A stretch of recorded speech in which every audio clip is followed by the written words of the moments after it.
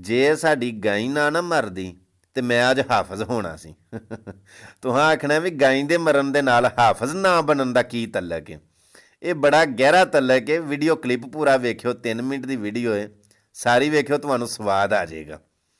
ਘਰਦਿਆਂ ਨੇ ਮੈਨੂੰ ਇਸ ਪਿੰਡ ਇਸ ਮਦਰਸੇ ਦੇ ਵਿੱਚ ਭੇਜਿਆ ਬਈ ਕੁਰਾਨ ਹਿਫਜ਼ ਕਰ ਲੈ। ਮੈਂ ਜਦੋਂ ਇਸ ਮਦਰਸੇ ਦਾਖਲ ਹੋਇਆ ਨਾ ਤੇ ਮੇਰਾ ਦਿਲ ਨਾ ਲੱਗੇ, ਮੈਨੂੰ ਇੰਜ ਲੱਗੇ ਮੈਂ ਕਿਸੇ ਕੈਦ ਦੇ ਵਿੱਚ ਫਸ ਗਿਆ। ਅੱਛਾ, ਮੈਂ ਗਾਈ ਮਰਨ ਵਾਲੀ ਗੱਲ ਅਤੇ ਹਾਫਜ਼ ਬਣਨ ਵਾਲੀ ਗੱਲ ਤੋਂ ਪਹਿਲਾਂ ਇਹ ਪੁੱਛਣਾ ਚਾਹੁੰਦਾ ਕਿ ਦੱਸੋ ਹਾਂ ਇਹ ਪਿੰਡ ਕਿਹੜਾ? ਇਹ ਬੜਾ ਤਾਰੀਖੀ ਕਸਬਾ ਹੈ। ਹਿੰਦੁਸਤਾਨ ਪਾਕਿਸਤਾਨ ਦੀ ਤਕਸੀਮ ਤੋਂ ਪਹਿਲਾਂ ਦਾ ਇਹ ਬੜਾ ਤਾਰੀਖੀ ਪਿੰਡ ਹੈ। ਬੜਾ ਇਹਦਾ ਇੱਕ ਨਾਂ, ਇੱਕ ਸਟੋਰੀ ਇਸ ਪਿੰਡ ਦੀ। ਜੇ ਆਖੋਗੇ ਤਾਂ ਫਿਰ ਕਿਸੇ ਵੇਲੇ ਤੁਹਾਨੂੰ ਇਹਦਾ ਵਿਜ਼ਿਟ ਵੀ ਕਰਾ ਦਿਆਂਗੇ ਅਤੇ ਸਟੋਰੀ ਵੀ ਸੁਣਾ ਦਿਆਂਗੇ। ਅੱਛਾ, ਘਰਦਿਆਂ ਨੇ ਮੈਨੂੰ ਜਦੋਂ ਇਸ ਮਦਰਸੇ ਦਾਖਲ ਕਰਾਇਆ ਨਾ ਤੇ ਮੈਂ ਇੰਝ ਸਮਝਾਂ ਕਿ ਮੈਂ ਕਿਸੇ ਕੈਦ ਦੇ ਵਿੱਚ, ਕਿਸੇ ਜੇਲ੍ਹ 'ਚ ਫਸ ਗਿਆ। ਇਹ ਜਿਹੜਾ ਦਰਵਾਜ਼ਾ ਹੈ ਨਾ, ਮੈਂ ਅੰਦਰ ਉਹ ਕਲਾਸ ਲੈ ਕੇ ਨਾ ਤੇ ਇਸ ਦਰਵਾਜ਼ੇ ਦੀਆਂ ਸਲਾਹਾਂ ਫੜ ਕੇ ਨਾ ਤੇ ਬਾਹਰ ਵਾਲ ਨੂੰ ਵੇਖਾਂ ਕਰਾਂ ਤੇ ਨਾਲੇ ਰੋਵਾਂ ਕਰਾਂ ਕਿ ਜਿਹੜੇ ਲੋਕ ਸਾਡੇ ਪਿੰਡੋਂ ਆਉਂਦੇ ਨੇ ਪਏ ਜਾਂ ਜਿਹੜੇ ਲੋਕ ਸਾਡੇ ਪਿੰਡ ਵਾਲ ਨੂੰ ਜਾਂਦੇ ਨੇ ਪਏ, ਉਹਨਾਂ ਨੂੰ ਬੜੀ ਦਰਦਨਾਕ ਔਰ ਪਰੇਸ਼ਾਨ ਨਿਗਾਹਾਂ ਦੇ ਨਾਲ ਵੇਖਾਂ ਕਰਾਂ, ਕਿਉਂਕਿ ਰਸਤਾ ਤੁਸੀਂ ਵਹਿੰਦੇ ਹੀ ਹੋ ਪਏ। ਇੱਕ ਦਿਨ ਹੋਇਆ ਇਸੇ ਤਰ੍ਹਾਂ ਕਿ ਮੈਂ ਇੰਝ ਸਲਾਹਾਂ ਫੜ ਕੇ ਖਲੋਤਾ ਤੇ ਉਹ ਪਰਲੇ ਪਾਸਿਓਂ ਨਾ ਸਾਡੇ ਪਿੰਡੋਂ ਇੱਕ ਟਰਾਲੀ ਦੇ ਵਿੱਚ ਸਮਾਨ ਲੱਦਿਆ ਕੁਝ ਜੀਆਂ ਨੇ। ਮਹਿਮੂਦ ਉਸ ਬੰਦੇ ਦਾ ਨਾਂ ਸੀ ਤੇ ਉਹ ਆਪਣੇ ਮਤਲਬ ਪਿੰਡੋਂ ਸ਼ਹਿਰ ਪਿਆ ਮਾਈਗਰੇਟ ਕਰਦਾ ਸੀ, ਹਿਜਰਤ ਪਿਆ ਕਰਦਾ ਸੀ ਤੇ ਟਰਾਲੀ 'ਚ ਸਮਾਨ ਲੱਦਿਆ ਉਹਨਾਂ ਤੇ ਪਿੱਛੇ ਉਹਨਾਂ ਦਾ ਬੱਚਾ ਸ਼ਕੀਲ ਬੈਠਾ ਟਰਾਲੀ ਦੇ ਉੱਤੇ ਨਾ, ਉਹਨੂੰ ਛੀਲੂ ਆਂਦੇ ਸਨ। ਅਸੀਂ ਤੇ ਨਾ ਪੁੱਠਾ ਨਹੀਂ ਨਾ ਸੱਦਣਾ, ਅਸੀਂ ਉਹਨੂੰ ਸ਼ਕੀਲ ਹੀ ਆਉਂਦੇ ਹਾਂ। ਤੇ ਉਹ ਛੀਲੂ ਨੇ ਜਦੋਂ ਸ਼ਕੀਲ ਨੇ ਜਦੋਂ ਮੈਨੂੰ ਵੇਖਿਆ ਨਾ ਵੀ ਮੈਂ ਸਲਾਹਾਂ ਫੜੀਆਂ ਨੇ ਤੇ ਮੈਂ ਆਖਿਆ ਸ਼ਕੀਲ, ਤੇ ਉਹਨੇ ਨਾ ਉਹ ਤੂੰ ਕੋਈ ਹੋਰ ਗੱਲ ਨਹੀਂ ਕੀਤੀ। ਉਹਨੇ ਮੈਨੂੰ ਆਂਦਾ ਵੈਸ ਉਹ ਤੁਹਾਡੀ ਗਾਂ ਮਰ ਗਈ ਆ। ਮੈਂ ਆਖਿਆ ਸਾਡੀ ਗਾਂ ਮਰ ਗਈ ਹੈ? ਮੈਂ ਤੇ ਰੋਣ ਲੱਗ ਪਿਆ। ਉਹ ਸਾਡੀ ਗਾਂ ਮਰ ਗਈ।